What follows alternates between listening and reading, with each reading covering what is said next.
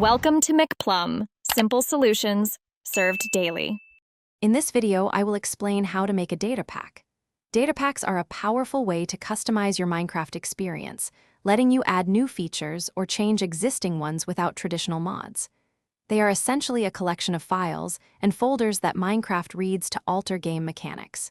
You can create custom advancements, recipes, functions, and even modify world generation. It's a fantastic tool for personalizing your game. To begin, create a main folder for your data pack inside your Minecraft World's Data Packs directory.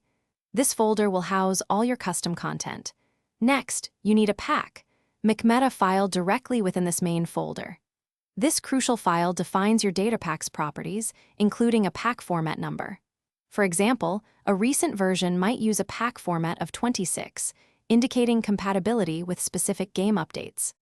Now let's add some content. Inside your main data pack folder, create a data folder.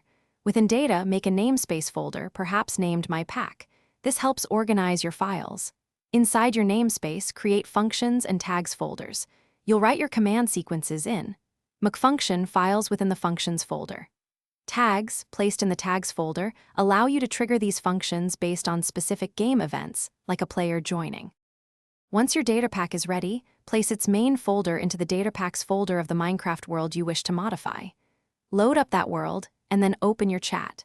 Type /datapack enable followed by your data pack's name to activate it.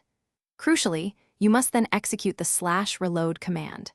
This command reloads all data packs, applying your changes and allowing you to immediately test your custom advancements, recipes, or functions in-game. Enjoy your new creations! Thanks for watching, stay juicy, and subscribe.